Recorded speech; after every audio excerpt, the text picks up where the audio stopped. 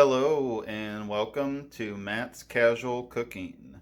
Today we are going to be making a festive pork roast. A very fun, tasty, and easy dish to make that you can make for any time of year, holiday, special occasion, or just to get together with friends. So we're going to go over all the ingredients and how to put them together, and let's get to it. Okay, so we're going to go over the ingredients that you're going to need today. Now, last night I already put the roast in the bag with the ingredients to marinade, and I'll go over that. But what you're going to need is one 5 pound boneless pork top loin roast, and you're going to need that double tied, or you're going to need a pork butt roast, or sometimes it's a Boston roast. Now for the marinade, you're going to need 3/4 cup dry red wine, like a Merlot or Cabernet Sauvignon. I hope I said that right. You're going to need a third of a cup of packed brown sugar, a fourth of a cup of vinegar, and then you can use kind of any vinegar you want. I just use regular white vinegar for it. A quarter of a cup of catsup, quarter of a cup of milk, 2 tablespoons of any cooking oil you want to use, a tablespoon of soy sauce, a clove of garlic minced,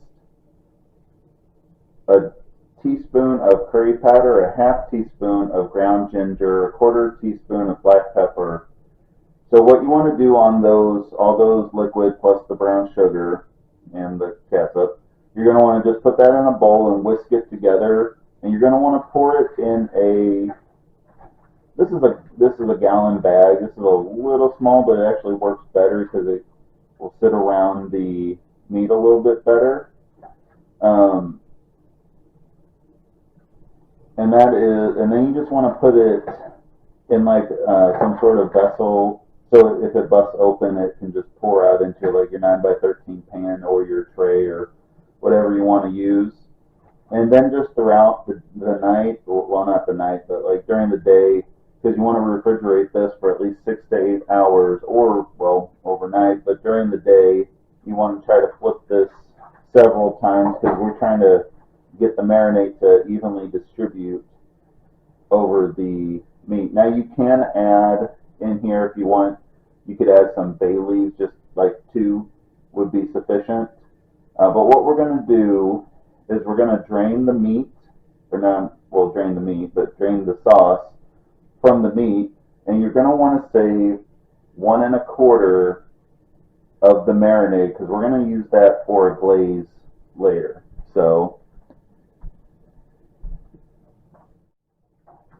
all right, now for the glaze, what you can do is if you want to just take the bag and kind of cut down here. You don't want to necessarily cut the whole thing, but you do want to cut it where it actually goes into here instead of all over your kitchen. And then I probably will have a little bit more than 1/4 of a cup, but I'll just dump out a little bit of it. And that's also why you want to do it in here so it kind of falls down there. Let's see, I've got about 1/4 of a cup. So the rest of this will, it's really not much left. I'll actually just use the rest of it. So, alright. So now what we want to do is we want to take your marinade and you want to cover it. And we're just going to set it in the refrigerator for the time being until we need it before the meat is done. So go ahead and do that, and then we'll go over the baking dish.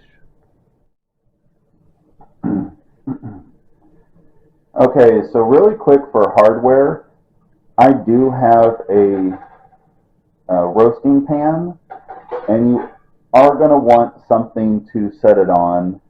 I've just got like a wire rack in here. Now, if you don't have a roasting pan and you only have 9 by 13 pans, you will want to find just like a shallow kind of wire rack to put it on, because we do need to keep this off the cooking vessel And you can always find them at stores kind of pretty cheaply that will fit in there. You don't need one as long as the 9x13 pan. If you just find like an 8x8, that's more than sufficient.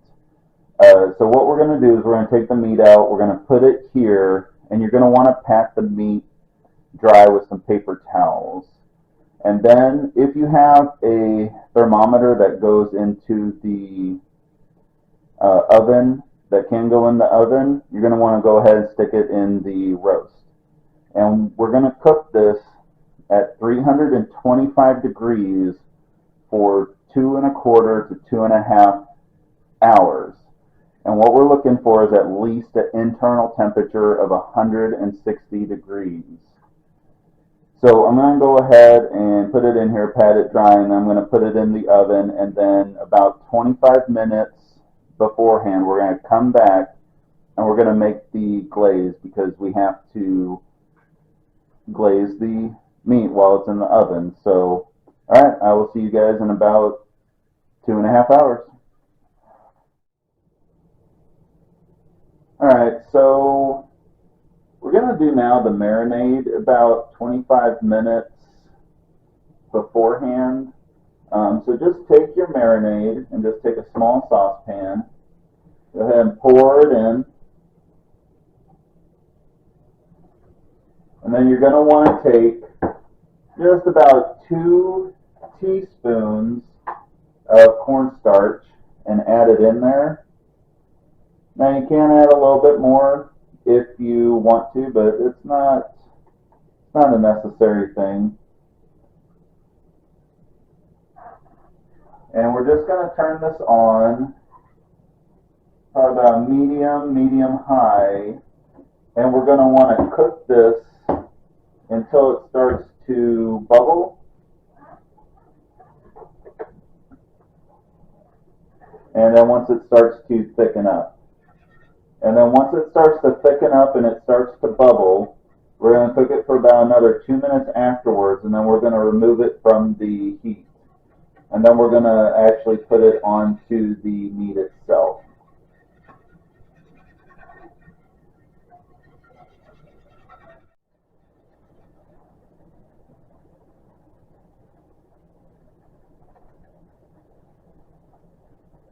Alright, so you can see it's bubbling quite nicely, and it's very much thickened up since when we initially put it on there. So I'm going to cook this for about another 2 minutes, and I'm going to go ahead and not reduce the heat, sorry. I'm just going to take it off the heat once it's done, and then we are going to actually put it onto the meat itself. So I will see you then. Alright folks, so we're going to go ahead and put the marinade on the roast. So what you want to do is just kind of pull it out, not necessarily too far where it falls over. So just take your marinade, and we're just going to want to brush all of it on top.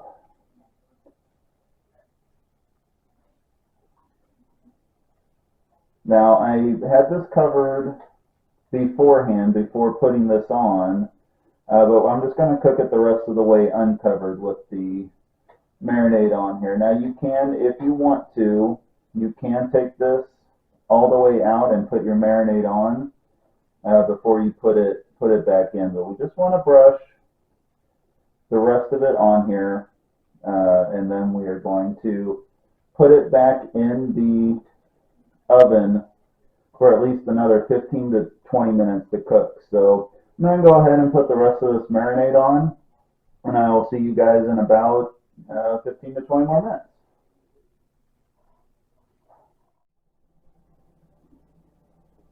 Alright folks, so what I've done is I took it out of the oven, and you want to let it sit covered for about 15 to 20 minutes.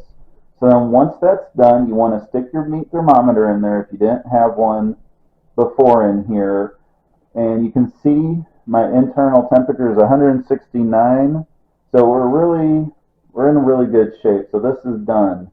Now the pork butt and the loin roast, both have strings that are tying it together. This one, you'll just want to take, just like the loin roast, but the loin roast is more just one around. This one has like a net around it. So you just want to take your scissors and just cut it in there to undo it. And that's also why you want to let it rest, because if you're just trying to cut it while it's hot, I mean, you're going to burn your fingers, and you really don't want that. So if you enjoyed making this today, and I know you will because it smells and tastes amazing, please like, subscribe, leave a comment below, and I want to thank you for watching, and have a good rest of your day.